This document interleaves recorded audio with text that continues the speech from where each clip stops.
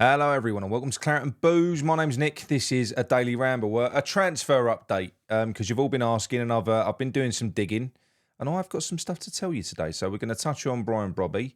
There's going to be a player that I couldn't talk about, but I'm going to, because that one's collapsed. But it will give you an idea of the type of player that we are looking at in this window, and an update on Angel Gomes and an update on the mystery player. That I wish I hadn't mentioned until it was done, because I feel like I'm just teasing you. I was expecting it to have been done and dusted either way, either collapsed or, or we'd signed him by now. But it's bloody dragging, but it is still ongoing. So I'm going to give you an update on that as well. As always, if you are new to this channel, please subscribe, as loads of you have. And don't forget, hit the bell notification, and most importantly, drop a like on the video, because it does really help us. Okay, look, we'll start with Brobbey. Now, in terms of negotiations for the deal, we'll start with a player. So Brobbey himself, 22 years old. He's had a quieter season by his standards. But look, at the end of the day, form is temporary, class is permanent. Our Ajax are not the same team. He had a fantastic season last year and the year before. He's had great times playing alongside the likes of Kudus. They've won a lot together, and Alvarez. He is exactly the type of striker that West Ham need in a Potter system. He absolutely is. He fits the bill. I've spoken to a professional analyst just over the past few days, just to get their feedback on the types of strikers that we are linked with. And I did ask him about Brobbey, and I asked them to sort of come back with me. I'll read what they said first of all, just to give you an idea, because obviously I don't claim to be an expert, so I do try and fill the gaps with other people's knowledge where possible. So, look, this is what he said. He said, now, look, Brobbey's ability to hold the ball, combine with midfielders and create space for others, makes him an ideal fit. He thrives in linking play, dropping deep to help build attacks, and bursting forward when it's time to strike. His physicality and aerial presence would also give West Ham a new dimension in the final third. Whether it's bullying defenders, winning headers, or occupying multiple opponents, he'd create opportunities for the likes of Paqueta, Bowen, and even the fullbacks to thrive. He's a kind of player who draws attention, draws defenders in, leaving space for others to exploit. Another key trait, particularly in a Potter system, is his pressing game. Potter loves a striker who works hard off the ball, and Brobbey's energy fits the bill. He's relentless in closing down defenders and forcing mistakes, which would give West Ham a stronger presence higher up the pitch. Under Potter, he could be a crucial weapon to disrupt opponents and launch quick transitions.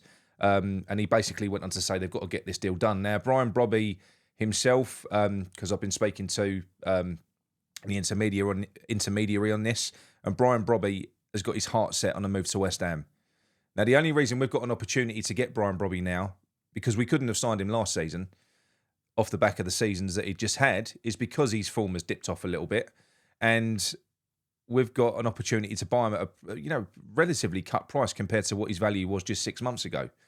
And that's where scouting comes in. And that's where I'm hoping where Maximilian Hahn got linked, is that he's identified, because anybody can identify a player who's in form now. Oh, look, go and buy that player. They've scored 18 goals in 12 games. Well, what did they do the season before? And the season before that, and the season before that? Anyone, can have one hit record, but can you make an album? As somebody just told me. It was a good little analogy. It's true, though, isn't it? So, as I said earlier on, form is temporary, class is permanent. This is when you buy players when you're a club like West Ham. You buy them when they're on a little dip. And then if you've got the right people in place, which we have in Potter and a coaching team, they'll get him back up to speed and even better than what he was before. We've got the team, the style of play, bearing in mind he's being brought through the Ajax youth system since the age of 8. So he's used to playing exactly this style of football. He's got pre-existing relationships with 2 of our players in Alvarez and Kudus. What's not to like? English speaking as well.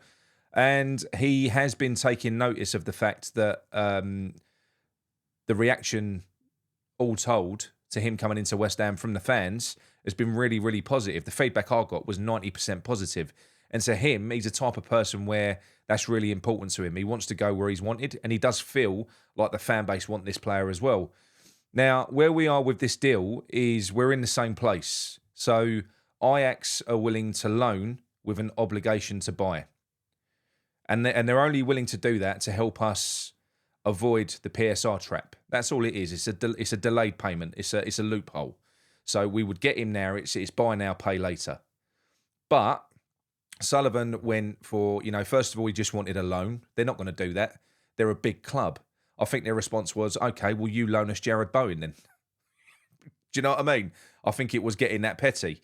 So now Sullivan does know who he's dealing with, and he's finally accepted that he's got to go for the obligation. But now he's doing things like he's putting stupid clauses in there. When you think we've only got 16 games left, he said, well, he's got to play 75% of the games or the minutes for that obligation to be triggered and crap like that. So I know for a fact as well, some other information I got today, that Graham Potter is dead keen on this player. In fact, he's fed into Brady and he's fed into Sullivan that he wants this deal done. So the fans want him. The player wants to come. The manager wants him. The selling club are willing to structure a deal, which is a bargain anyway, in a way which will help us finance it. So they're working with us, but Sullivan is just sitting on it. That's all he's doing. That's the reason we haven't proceeded. That's the reason it hasn't gone any further. So that is where we are with Brian Brobbey. I was told 50-50. And that's just a hunch based on the guy's opinion of Sullivan, whether or not he thinks that he'll do it. He said, because Sullivan is who Sullivan is, he said he changes from day to day. He said the performance at the weekend probably hasn't helped West Ham fans' causes. He said because although it was great, he said it is going to make Sullivan look at that and go, ooh, maybe we're going to be all right. We've got Bowen and Somerville coming back soon. And look, Paqueta can play up front. He said, so you don't know. He said, so a lot of it is going to probably have to come from internal pressure. He said, this is probably where, although Potter's new in the door, he's going to have to show his teeth a little bit and tell him, no, look, I want this player in now. I need him now for the summer. Because they might think to themselves, well, we'll go and get this player in the summer. But if Brian Brobbey now kicks on and finishes the season strong, he's going to be worth a lot more than what we'll be paying for him now. That's how quickly it can change around in football. So that's where we are with a Brian Brobbey deal. I'm quite confident it's going to get done. It just feels like it fits when you consider that the manager does want him, and the player wants to come, and it's a reasonable deal, and Ajax are willing to kind of structure that deal around us, but they just want, they want commitment. They want a commitment to the deal. It's not. It's only a loan because of PSR. So all these little stipulations that Sullivan's trying to write into the deal are nonsense. If it wasn't for PSR, there would be no loan. It would be like, no, you're buying the player. So this is where Sullivan's getting a bit confused. He always has to try and squeeze that little bit more out, though, doesn't he? On to Angel Gomes. Angel Gomes, I'm told, that is a priority for Potter. The player does want to come. There is not an issue with wages. There is still some tweaking to do with the bonus structure. I've already explained this before. When you've got a free agent, which he absolutely is, there's a big signing on fee. They take the risk themselves in running their contract down. They could get injured and they risk, being out of work effectively for a couple of years if it's bad enough. So they always get a portion of what their transfer value is in a bonus. That's why they do it. Either that or they get extortionate wages, which West Ham can't do because we've got a wage structure. So there's a few little tweaks with that, but they're confident that can get done. The player is keen on coming to West Ham as well. So we know that Fulham are interested. They have been for ages, like since the summer. They've been tapping this player up, and he ain't signed for him, is he? I was also told today that there isn't a window for a pre-contract. So basically, he can sign on a pre-contract even when the window closes between now and the end of the season. So it hasn't got to get done now. So it is a priority, but it isn't because they're trying to get business done before the window closes on bringing players in now. So Angel Gomes is still very much, I'm told, favourite to come to West Ham, contrary to what other people are saying. But we'll find out anyway. As time goes on, we'll find out who was right and who was wrong. Hopefully it's us, because we want the player, don't we? So we'll see. Moving on to a player that this is a deal that has collapsed. One of the only deals that has collapsed. Hasn't really collapsed. We just didn't pursue it. And that was a player called Schouten of PSV that was put forward to West Ham. And the thought process behind it was the type of player that he is when you consider the job that Alvarez was doing the other day, which is basically this explosive box-to-box wrecker. He would be freed up to do that. He could go and commit and jump into tackles because he would have somebody who would just shield behind him. This guy's a deep-lying playmaker, an absolute Rolls Royce of a player. He played for Bologna before he went to PSV. Very good player. 28 years old. There's other players of the same profile that they're looking at as well. The one concern which I am on board with about Schouten was because we're quite slow in midfield, and he's not the fastest. So there's other options that they're looking at which are quicker, that can basically do that, because I think West Ham feel that there's a lot more to Alvarez's game, because to get the best out of Alvarez, you've got to get him to harness his inner El machine. And that is a rash, nutty bastard, isn't it? You know, somebody who just does what he wants. When he sees red, he can just go and bang straight into a tackle. And I think that's what's Potter's encouraging that with these players. We're seeing that, you know, he's encouraging them to be themselves.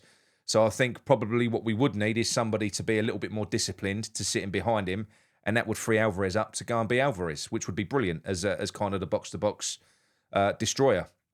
So that is the one that has collapsed. So that's why I'm reporting that one on Jurdy Schouten. If you want to go and have a look at him, because it gives you an idea of the type of player, you know, very sort of Declan Rice-esque, if you like, how he used to be before the last season when he transitioned into a number 8. Right, the other one that I want to talk about is a mystery player, and I do apologise about this, because I feel like I shouldn't have said anything. I'm not going to do that again. I'm not. But I did think, honestly, that it would have been done about 2 days, 3 days after I kind of broke that story. It isn't done yet. I have asked if I can release the name, and they said categorically no, you can't do it, because it's still on tenterhooks and it could collapse any time, but it isn't. The player is interested. The club are fine with it as well. The parent club are fine with it. But there's another sort of an image rights agent where they've got to do some work in the background to make sure they're happy with him coming to West Ham. So yeah, very, very exciting deal. It hasn't collapsed, which is exciting in itself. So as soon as I can report that one, I will. Although that one, if I'm being honest, it probably will break before I report it, because I definitely don't want to be party to that collapsing if it is that sensitive. And I can corroborate it anyway, because I've made a video 8 days ago now, which I'll release afterwards. I will. So yeah, look, it's good news. There is still potential that we can go out and get some bloody good players in this window, and they're looking at a few in midfield.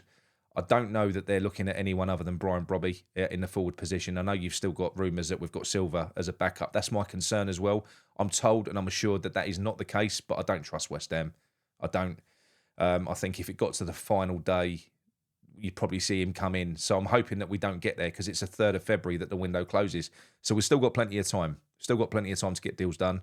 It just would be good if we could get somebody in before the weekend, because Monday night we go and play Chelsea. So you've got to hope that Paqueta's not injured. Certainly if he's injured, we're going to need somebody else to come in, even if Bowen and Somerville are back. You know, because if you go back and watch the highlights of that game, we was fantastic, but that was orchestrated by Pac-Man. He's so important to the way that we was playing there. He was outstanding. So, yeah, look, that is it. That's the update. That's where we are. All right. So I'd say 50-50 on Brobbey, although I'm confident that will get done. I do think that Gomes is going to be a West Ham player next season, but they're going to probably wait until they've got the players in this window before they get that done, because there's no rush. And the mystery player could be unveiled as well. And you've got Jurdy Schouten, which will give you an idea of the type of player that they're looking at for central midfield as well. Obviously, that player plus pace is what they're after. All right, so I'll speak to you all soon. Drop a like on the video. Subscribe if you ain't already. Come on, you irons.